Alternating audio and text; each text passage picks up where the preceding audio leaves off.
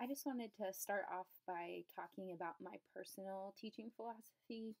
Um, I am a teacher. I have a plaque in my room, which I got it. It says, "A teacher who loves teaching teaches children to love learning." And that is something that I really value and I really think about. And I want to be a teacher who shows her love of what she does for every kid that walks into my room. I think something that's really important to me is to be an advocate for my students in every aspect, not only academics, but in their personal lives as well.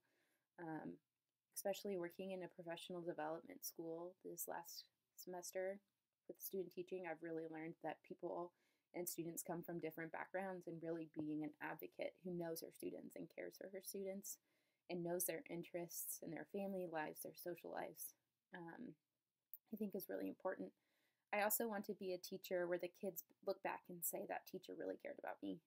Um, I think another thing too, which I'll talk back on later with some articles that I found in from our course, but is talking about that the kids have a safe place. I think that it is so important for a kid to feel safe, to come to school and feel safe in a classroom, and that's only going to help their learning.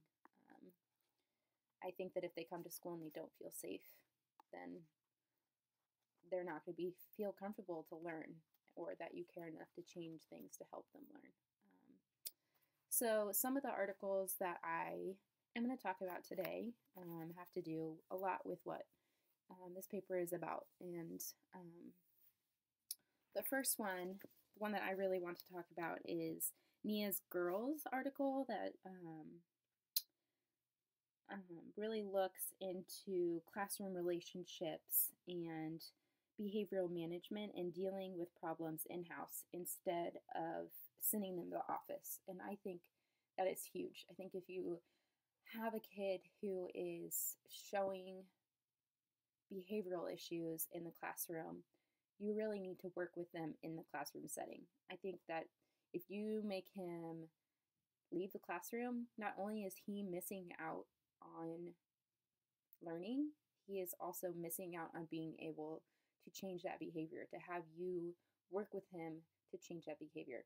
He's going to the office, he or she is going to the office, and they're going to sit there and be around people that don't know what he did, and he's going to miss out on the learning and the time to be able to reflect with you on his behavior. I also really like it was integrating mindfulness training into K through 12 education, fostering the resilience of teachers and students. And it talks about the importance of both students and teachers' well-being and how it can make a difference in the learning environment, in the classroom, relationships, and the behavioral management.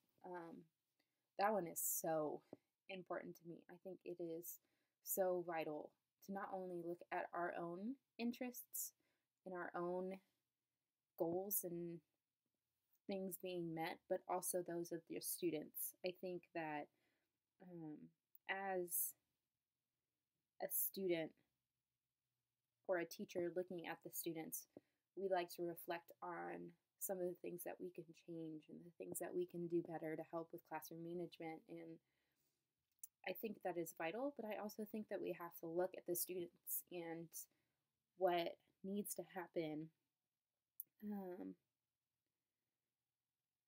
how our personal well-beings when we're teaching, if we feel as though we are doing our best, if we're being poured into, whether it be by a mentor teacher or with other people, I think it's so important not to feel burnout when teaching, to really love what you're doing, to be an advocate for those students can truly come off in a positive way for the students that you're teaching.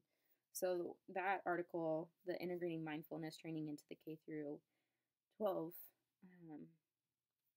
and how it talked about both the students and the teachers as one, and how we both need to, they really need to look at both of ourselves and see how we're doing, was so vital in me thinking about what that looks like as a future teacher, of what I can truly do to look not only at my students, which I think is what I will be focusing on a lot, but what I need to do to help myself too, to be the best teacher that I can be.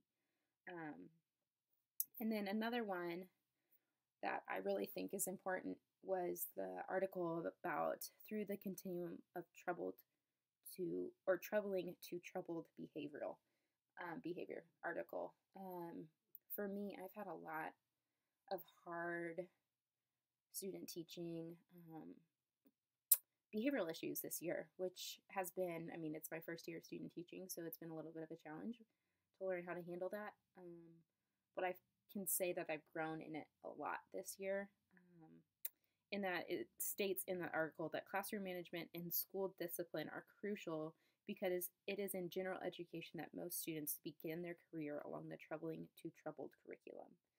And I've always said that teaching in the K through 6 is huge. It's a vital year as those kids are learning and growing and they're developing things that they develop during those K through 6 experiences, and that we get to be a teacher that gets to impact them in those lives and shape them, and hopefully in a good way shape them um, for the rest of their lives. And that was big to me because I had a lot of kids this past year who had rough home lives and that came into play in the classroom. They were angry and they were, had that come, something happened at home, but that affected their day and they would talk back. And for me, I really took the time to address it every single time. I wouldn't always do it in front of the class, but I would pull them back if we were heading to specials or the bathroom and just be like, hey, like, what was up with that? Why the attitude? Why all that kind of stuff? Like, and really talk to them about why I care and why that affects me and why I want to know what's wrong in that situation because I care about them. And I think that's huge in a classroom to help with all of those theories and all of the stuff that we're supposed to learn about cognitivism and constructivism and behavioralism and knowing how a student works and taking that into context when you're planning a lesson or when you're handling a situation can truly help. And for me, I took the time to truly know what happened in that situation, what was going on. And now that kid is one of the kids that will run up to me at recess when I go back to visit because I took the time to care about him and know him. And he really,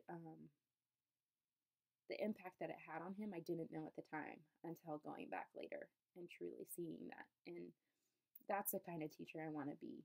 Like, if I can take that time to help them, and not even saying that it's going to completely deter them from being a troubled kid or troubling to troubled continuum, but to truly just take the time to see what they need and how I can help them is huge in my teaching philosophy. Like, I want to be someone that cares for them, and not only as a teacher, but in their outside lives as well. Like, it doesn't stop just in the classroom. Knowing their likes, knowing what makes them angry, knowing all that kind of stuff can help them in the classroom. Another article was the positioning. It was the article by Kathleen M. Collins about the positioning offers a way to describe the process through which people are placed into different identities, roles, categories, storylines, in which they respond by taking the identity or attempting to reposition themselves. I think when you think about, I'm in an elementary school and they're so shaped by the roles that we give them or they think they have. And I want to celebrate the roles, but I also don't want to be someone that reinforces a role that they don't, that's positioning them in a way that isn't beneficial to them. I think a huge thing in my philosophy is differentiating instruction, not only in the ways that I teach, but also in the ways that I know students. Every student's different. Some students may like hugs, someone may like high fives, but knowing those students and knowing how they respond to things is important. and not just positioning them in what I see them as. I don't want to be a teacher that limits a student because of what my pre-notion is about what they can do or what they're supposed to be able to do based upon what I've heard or what ELL, like if they're ELL or what SES they come from. I don't want to be a teacher that blocks them into a specific place. Sorry, I wrote this all down beforehand so I could be prepared. And then the last article of the 7 that I want to talk about was the Nastier article, the engagement and belonging. I truly want to be a classroom where the students feel like they belong. Like every student that walks through that door knows that they have a place and knows that they belong. That's so important to me. They spend the most amount of time in their week in my classroom and being influenced by the things that I'm doing in the classroom. And so I want them to be engaged in a way that is meaningful to them, that they're learning in the best way that they can. They belong in not only in the relationships with their peers, but also in a safe place where they're able to talk about things. They're able to communicate how they're feeling, and it's safe. Which that goes along with this article, and it talks about it's okay to acknowledge mistakes and correct them and establish a safe environment. Like I want to put that on a plaque or something. Like it's okay to acknowledge mistakes and correct them and establish a safe environment. I think in our world, it's people are so worried about correcting people and getting in trouble. And I think one of the things that I have to realize is, and make the students realize too, is I make mistakes too, and I'm going to be a teacher. And they're only in like third, like for instance, I was in third grade and these kids were afraid to make mistakes. And acknowledging that in a way that was safe for them was something I really had to learn this year. And that was a big one on my page, is just having a safe environment. Safe where it's okay to make mistakes and you're going to correct them and you're going to learn and you are going to grow. And I say those would be my top. You have to be an advocate for them. You have to have a safe place. You have to be someone that can correct them on their mistakes, but that doesn't impact them in a way that's just going to make them shut down. And I'm still learning on what that looks like, but I love that these articles have helped give us a way to be able to look into how we can do that and how that affects our classroom management by having the kids trust us and feel safe. That's all I want. Is not all I want, but that's a huge part of what I want, is for my love of teaching to come off in a way that makes them love teaching or learning, but feel safe in it too.